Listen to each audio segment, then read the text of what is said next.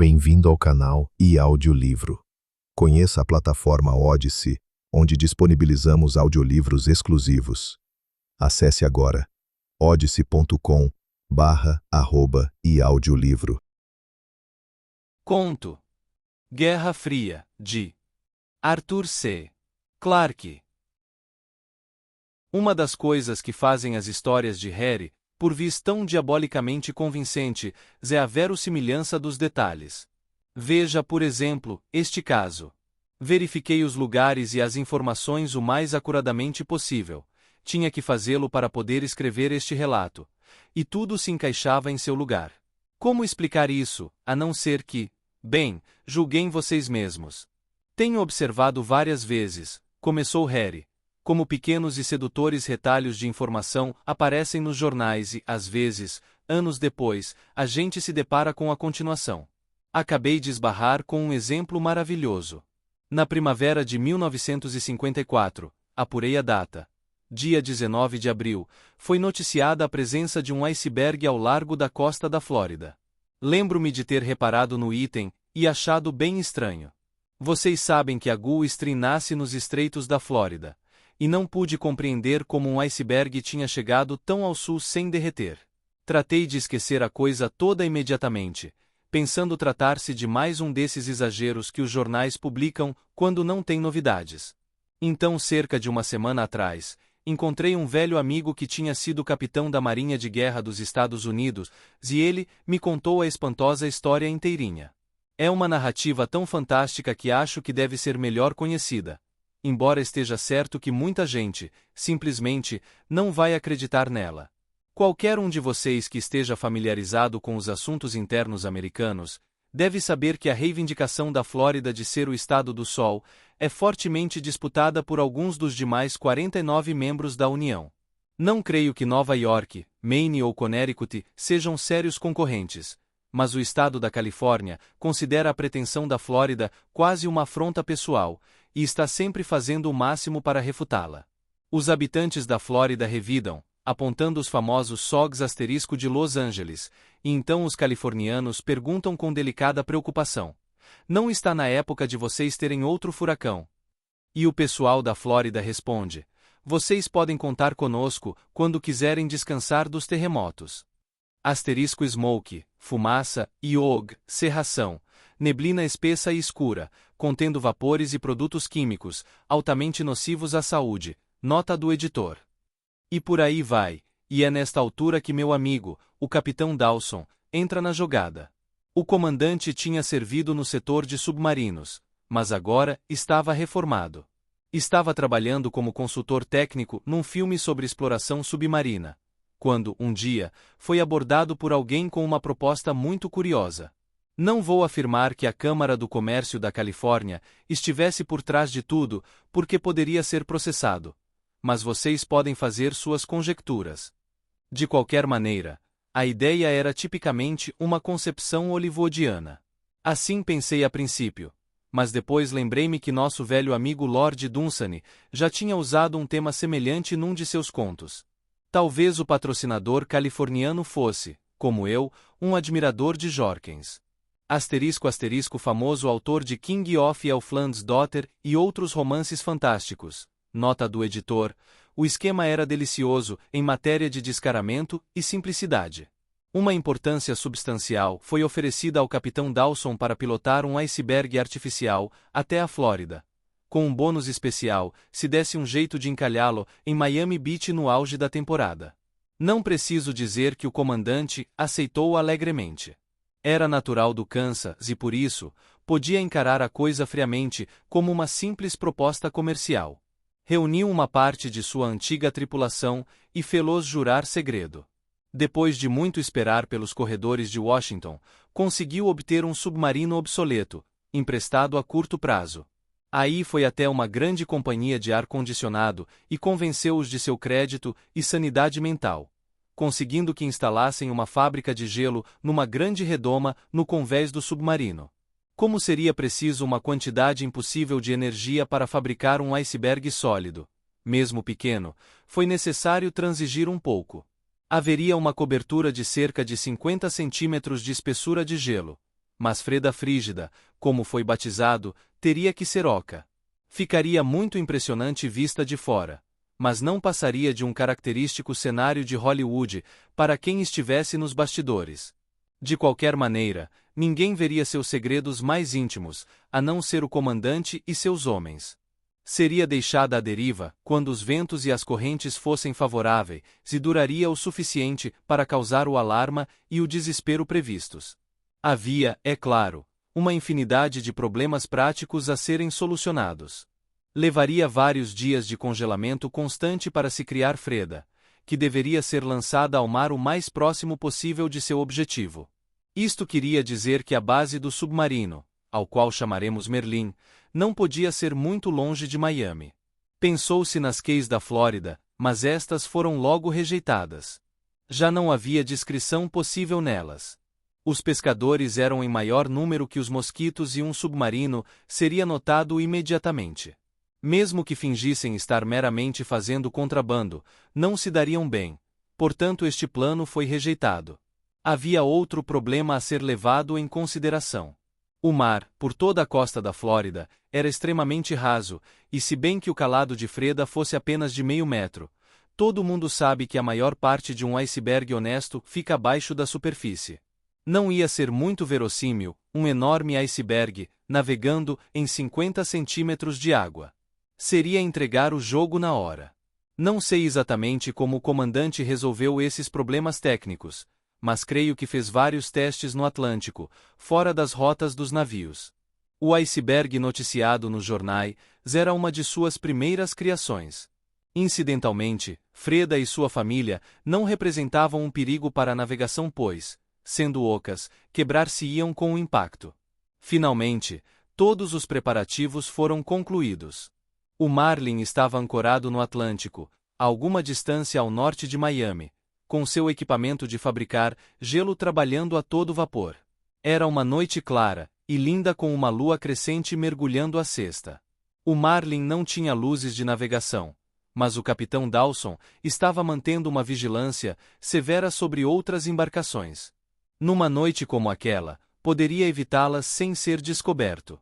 Freda ainda estava num estágio embrionário.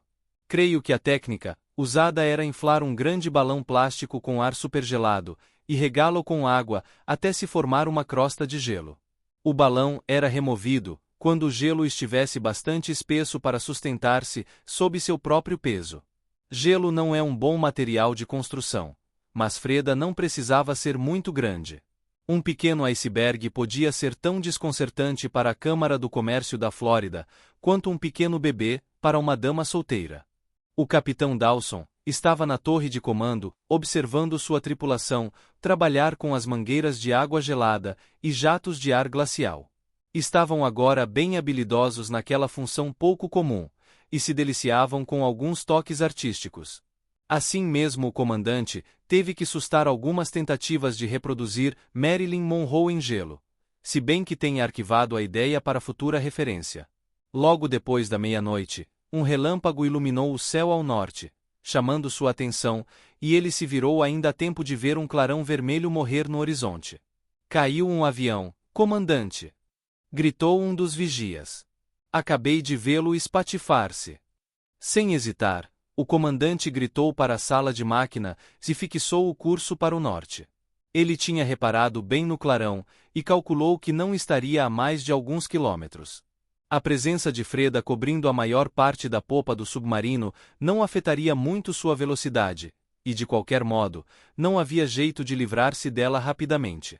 Desligou os congeladores para dar mais potência aos motores principais e atirou-se para a frente a toda velocidade.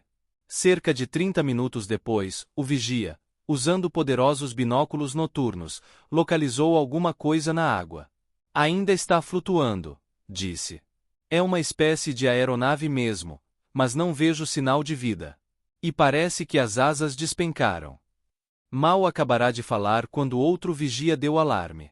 Olhe, comandante, a 30 graus a estibordo. Que é aquilo? O capitão Dawson voltou-se e levantou os binóculos. Enxergou, quase invisível acima da água, um pequeno objeto oval girando rapidamente em torno de si mesmo. Epa! Disse. Acho que temos companhia. Aquilo é um captador de radar. Há outro submarino aqui.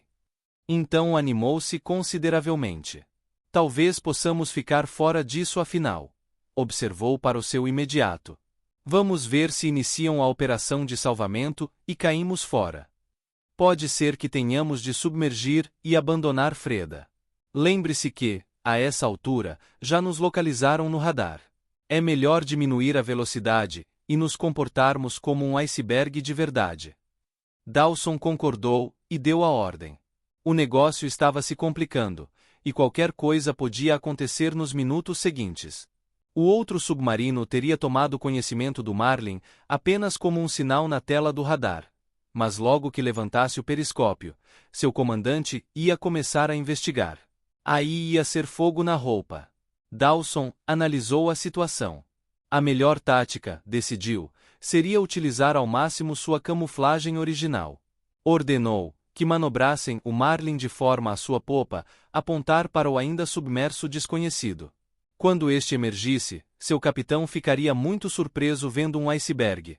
Mas Dawson esperava que estivesse muito ocupado com a operação de resgate para se incomodar com Freda. Voltou seus binóculos para o avião acidentado, e teve seu segundo choque. Era realmente um tipo muito estranho de aeronave, e havia alguma coisa errada. É claro, disse Dawson ao seu imediato.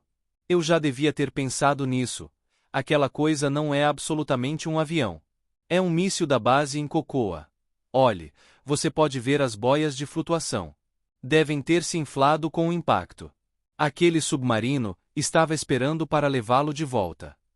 Lembrou-se que havia uma grande base ponto de lançamento de mísseis na costa leste da Flórida, num lugar com o improvável nome de Cocoa, e à margem do mais improvável ainda Rio Banana. Bem, pelo menos não havia ninguém em perigo, e se o Martin ficasse quietinho, havia uma boa chance de passarem despercebidos. As máquinas estavam funcionando em marcha lenta, para que tivessem controle suficiente a fim de continuar se escondendo atrás de sua camuflagem. Freda era suficientemente grande para ocultar a torre de comando, e a distância, mesmo com uma luz melhor que aquela, o Martin estaria completamente invisível. Mas havia ainda uma possibilidade horrível. O outro submarino, por uma questão de princípios, poderia começar a bombardeá-los como uma ameaça à navegação. Pensando bem, não. Ele apenas informaria pelo rádio a guarda costeira, o que seria um aborrecimento, mas não iria interferir em seus planos. Lá vem ele, disse o imediato. De que tipo é? Ficaram ambos olhando por seus binóculos enquanto o submarino, água escorrendo pelos lados, emergia do oceano ligeiramente fosforescente. A lua já tinha quase desaparecido e era difícil distinguir muitos detalhes. Dawson ficou feliz em ver que o captador de radar tinha parado de girar e estava apontando para o míssil caído. Mas havia qualquer coisa de estranho no desenho daquela torre de comando. Dawson engoliu em seco. Levou o microfone à boca e murmurou para a tripulação no bojo do Martin. Alguém aí embaixo fala russo? Houve um longo silêncio mas, por fim, o oficial de máquinas subiu à torre. Eu arranho, comandante, disse ele. Meus avós vieram da Ucrânia. Qual é o problema? Dê uma espiada nisto, falou Dawson carrancudo. Está havendo uma interessante pescaria clandestina por aqui. Acho que devemos pôr termo a isso. Harry Purvis tinha o hábito desagradabilíssimo de interromper-se exatamente quando uma história chegava ao seu auge e pedir mais uma cerveja. Ou, o que era mais comum, dar um jeito de alguém pagar uma para ele. Já ouvi fazer isso tantas vezes que posso dizer, quando o clímax está se aproximando, só em observar o nível do seu copo. Tínhamos que esperar, tão pacientemente como pudéssemos, enquanto ele se reabastecia.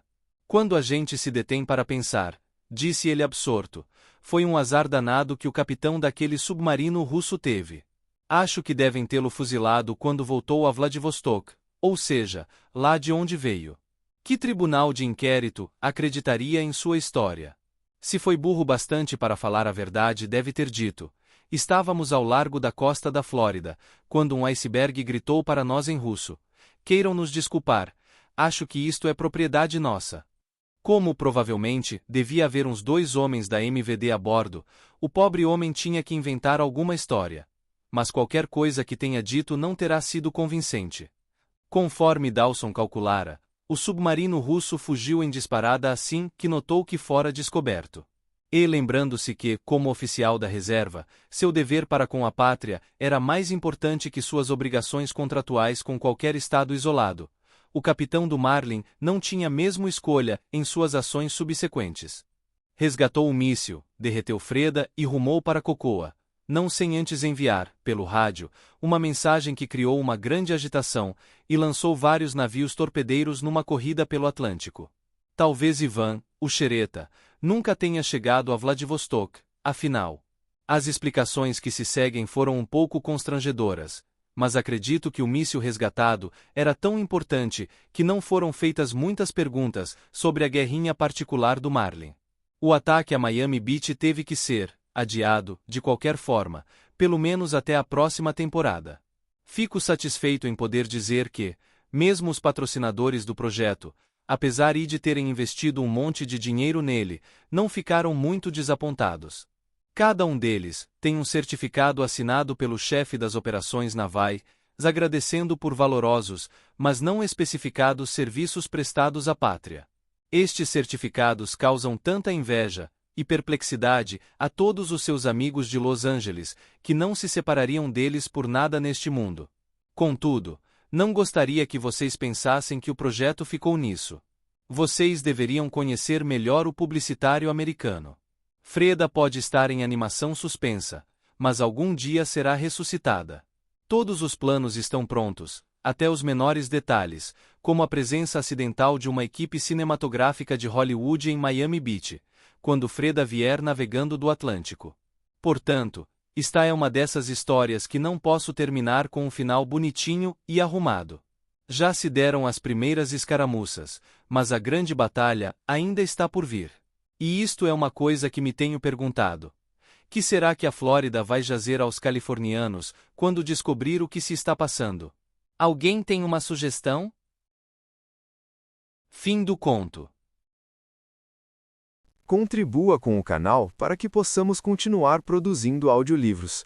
Doe em livepix.gg/eaudiolivro.